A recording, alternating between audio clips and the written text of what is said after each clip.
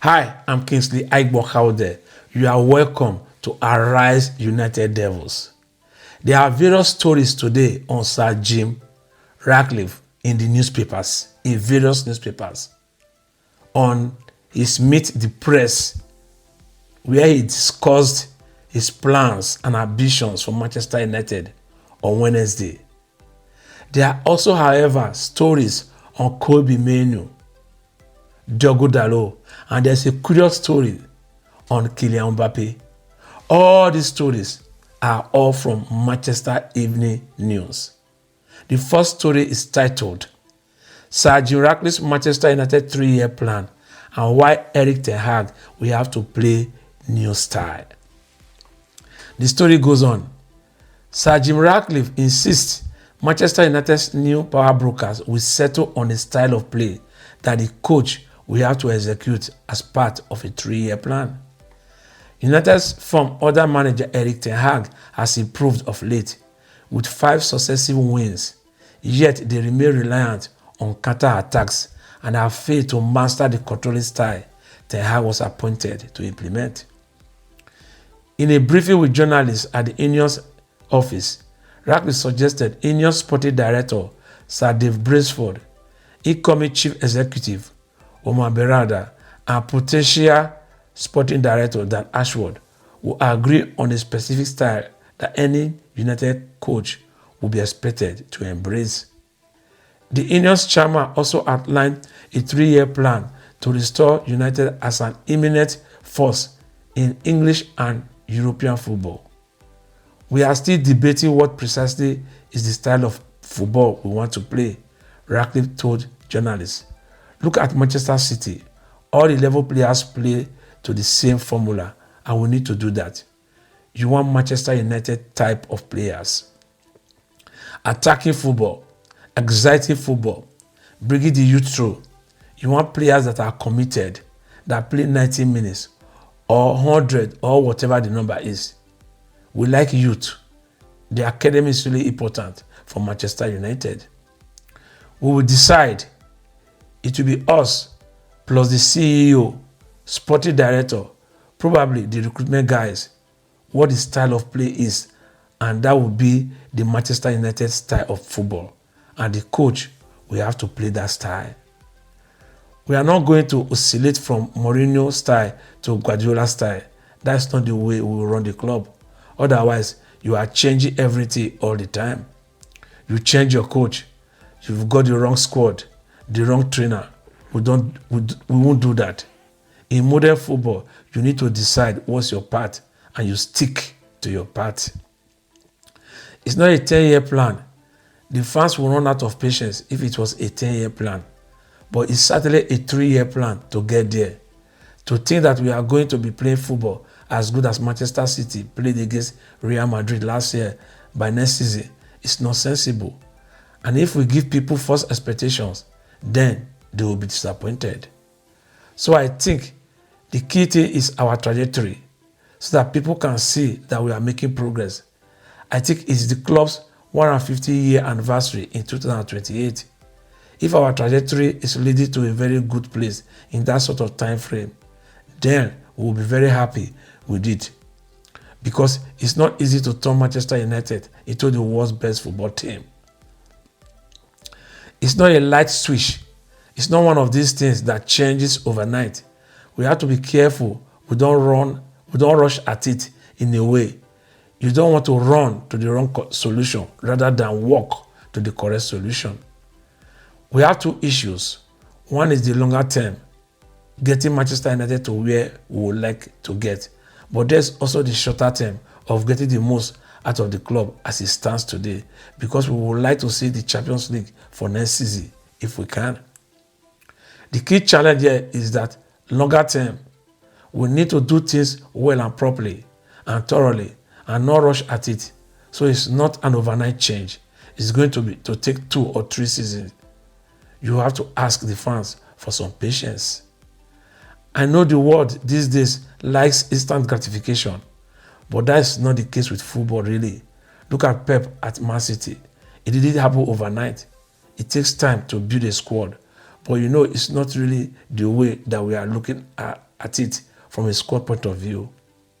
What you need are the foundations to be in a good place for Manchester United to be successful, which means that from our point of view anyway, that you need the right organizational structure, which means not having a coach reporting to the chief executive, for instance. You need the right organization structure, and that is not going to be too complicated. Then we need to populate all the key areas with people who are best in class, 10 out of 10s. And there's clearly a lot of interest in these roles in Manchester United because it's one of the biggest clubs in the world. But it's also one of the biggest challenges because you are taking it from a different place to hopefully where it should be at the top of the pyramid. Thirdly, you need to create this environment which is driven, competitive. It's going to be intense at times, but equally it needs to have warmth and friendliness and be a supportive structure because the two things marry together well. They probably haven't had that environment for the last 10 years. If we get those three things right, then you have to believe the results will follow. Ratcliffe was reluctant to assess Ten Hag's tenure. The Dutchman has overcome doubts from a minority of players to remain in charge at United, and he is expected to see out his second season. United are still sixth in the Premier League table, but have won their past 4 matches and are 5 points off the final certain Champions League qualification spot. They also have an FA Cup 5th round tie against Nottingham Forest next week. I'm not going to comment on Erik Ten Hag because I think it would be inappropriate to do that, Ratcliffe said. But what I think is relevant to the question or the answer is if you look at the 11 years since David Gill and Sir Alex stepped down, there have been a whole series of coaches, some of whom were very good, and none of them have been successful or survived for very long, which I think is correct. And you can't blame all the coaches. The only conclusion you can draw is the environment in which they were working. It didn't work. And Eric has been in that environment. I'm talking about the organization, the people in the structure, the atmosphere, and all that sort of thing in the club. We have to do that bit. I'm not really focused on the coach. I'm focused on getting that bit right. It's not for me to judge that anyway. I'm not a professional. I'm not a football professional. There is a story by Samuel Lucas which reveals that 2 senior Manchester United figures could leave as part of planned structural changes. Darren Fletcher and Matt Hargreaves could be among the departures at Manchester United as part of Sir Jim Ratcliffe's planned structural changes. It is understood the number of senior staff members remain uncertain over their futures at United, and technical director Fletcher and director of football negotiations Hargreaves are not assured of staying. Ratcliffe's staff are continuing to assess United's infrastructure, and a well-placed source said there will be lots of changes to come. Hargreaves only assumed the role of de facto transfer negotiator last summer, while Fletcher was appointed technical director in March 2021. It remains unclear if football director John Murtough will remain in a more administrative role after Ratcliffe and INEOS sporting director Sir Dave Brailsford headhunted Ashford. Murtough is still attending United matches and remains a lead figure in the club's recruitment plans for the summer transfer window. Ratcliffe appeared to overlook Murtaugh's position in the United hierarchy when he discussed his vision for the club with journalists on Wednesday. Patrick Stewart is the interim chief executive until Omar Berrada officially starts in the summer, and manager Erik Ten Hag was told to report to Murtough. We also have a story here in Manchester Evening News with a headline: Diogo Dalot explains what Sir Jim Ratcliffe's investment gave Manchester United players.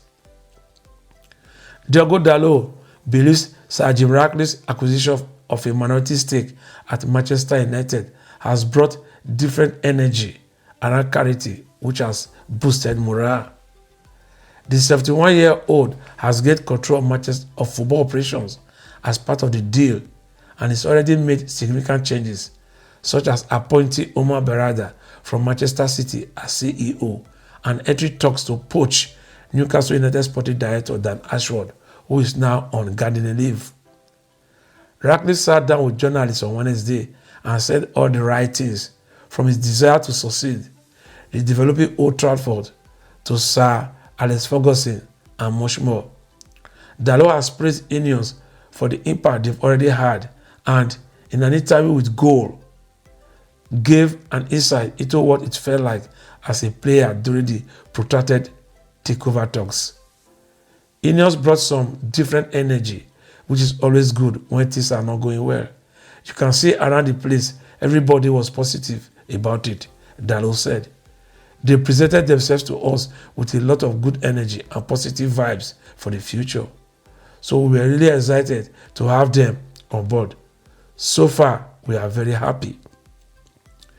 It can cause uncertainty because there's a lot of noise all the time with Man United outside the pitch. We try as much as we can to keep it outside carroting. Try to do our job on the pitch and leave the rest for the media, for everybody that likes to speak about the club. But obviously, when you don't win, you combine everything and everything comes together. It seems that the responsibility goes a little bit to the strategic review, but ultimately it will always be what we do on the pitch. If you get results, everybody will be happy. If you don't, something will get wrong and people try to blame some things. But as players, we try to give our best on the pitch and train and win games. Dalot continued, last season we had a good year. We finished well with the trophy, fighting for the FA Cup and being in the Champions League spots. It's not an aim for the club, but it's a step forward. This season, hopefully we can finish with one trophy and be in the Champions League. That will be also a step forward, in my opinion, and we didn't start the way we wanted. The standard will always be fighting for the Premier League, the Champions League, and all the trophies that we are in. So I think we can be in the right direction to go there.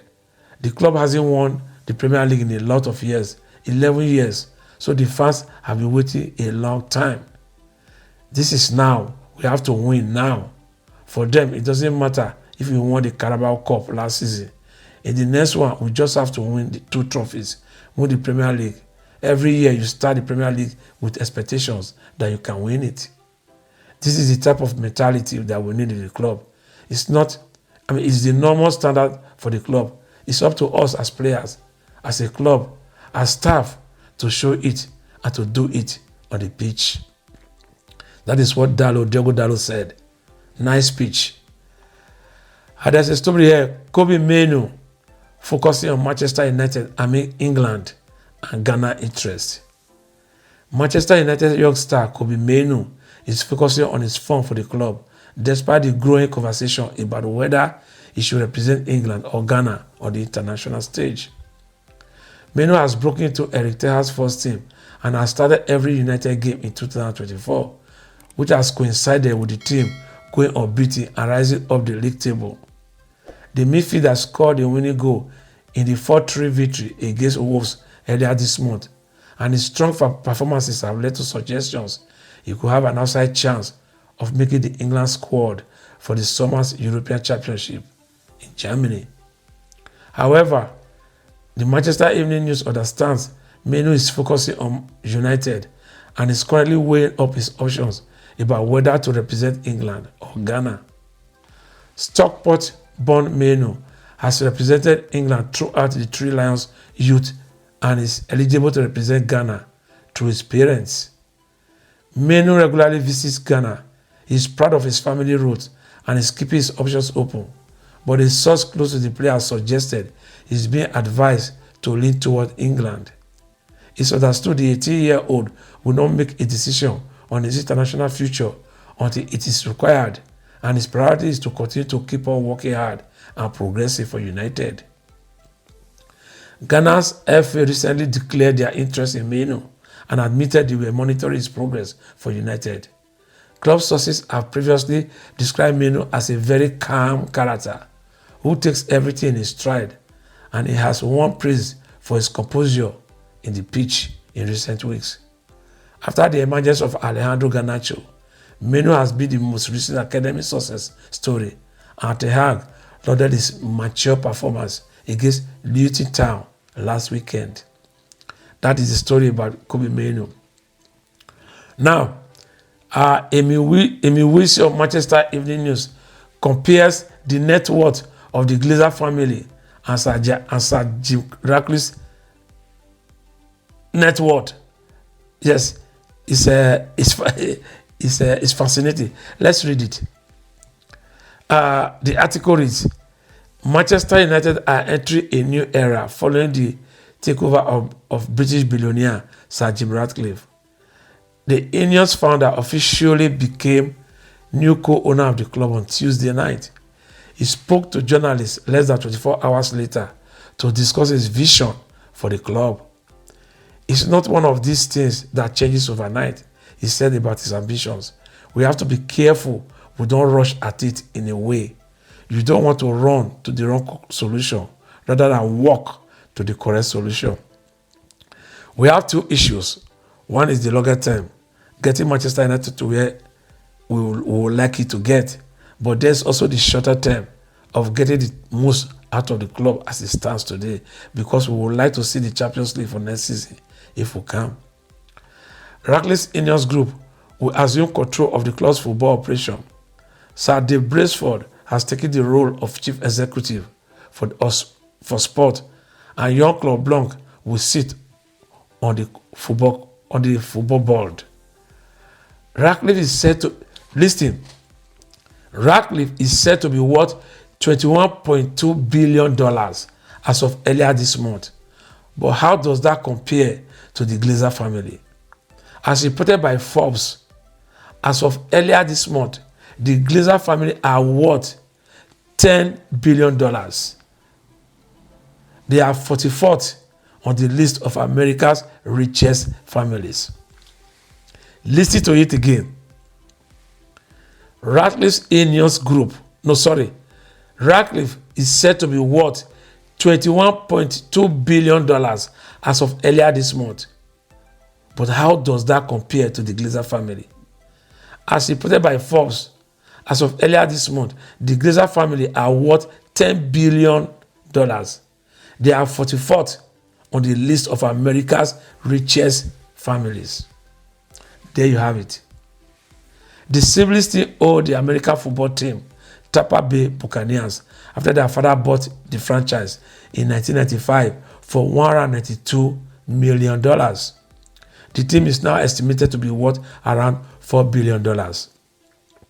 The Glazer family bought United back in 2005 for a fee of around $790 million. £790 million. They were, however, first involved with the club 2 years earlier, with the late Malcolm Glazer, that's their father, acquiring a 2.9% stake in the club. So now, there is a fascinating story here.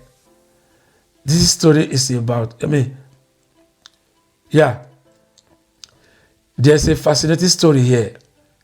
This story is also from the Manchester Evening News. The story is written by Mark Wakefield. It's about Kylian Mbappe. He titled it, Manchester United made offer to Kylian Mbappe. Manchester United reportedly made an attempt to try and sign Kylian Mbappe. The France international's future at Paris Saint-Germain has been the subject of intense speculation in recent months. Mbappe's contract with the Ligue 1 champions is due to expire at the end of the season, meaning he can negotiate a pre-contract agreement for a free transfer to clubs outside France. Real Madrid and Liverpool are the two clubs who have been deemed the most likely to potentially get a deal done. Recent reports have suggested that Madrid is increasingly likely to be Mbappe's destination this summer.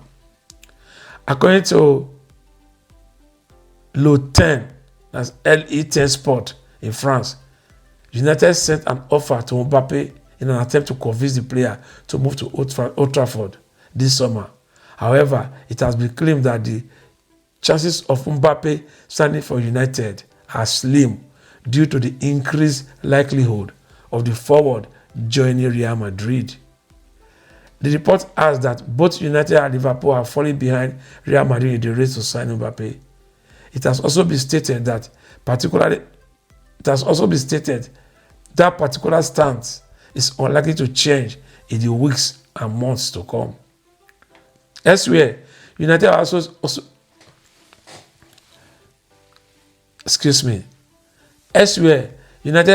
reportedly expressing an interest in signing Bayern Munich striker Matthias Tel. According to Sport Bild, United have made contact over a potential move for Tel over the possibility of exploring a potential transfer. It has been claimed that United are not the only Premier League club to express an interest in signing Tel, with Arsenal also reportedly in the running. The report states that Tel has blocked attempts from other clubs to try and sign him from Bayern Munich. Tel's agent, Gadiri Kamara, has spoken about the striker's future at the Bundesliga giant. Sometimes you just have to have the feeling that you are on the same path, said Kamara. We will see very soon, but I'm confident. But if not, we have to consider all options because Matthias knows that is valuable and will be a top player. Yeah, now that ends the news for today. I've read all the news for today. That is the end of it. What are the possibilities? What are the chances of Manchester United signing Kylian Mbappe? Zero. Manchester United does not stand any chance whatsoever of signing Kylian Mbappe. Why waste your time? Kylian Mbappe is going to Real Madrid. He's going to Real Madrid not for the money, because he wants to play for Real Madrid. That is his dream. Kylian Mbappe was on $72 million or pounds, 17 million euro at Paris Saint-Germain. He's going to Real Madrid for a reported $12.8 million a year. So he's not going because of the money. He loves to play for Real Madrid. So why waste your time? Why trying to sign him? No other club is going to sign him. He's not going to another club. It's either he remains in Paris Saint-Germain or he goes to Real Madrid. He's not tempted by money. He was given 700 million euro to play in Saudi Arabia for 1 year last season. He didn't take it. So why bother yourself? Don't bother. He's going to Real Madrid. Anyway, that is the news for today. Thank you for watching this video. Please, if you have not subscribed, subscribe to my channel. Give it a thumbs up and share it. See you again tomorrow morning.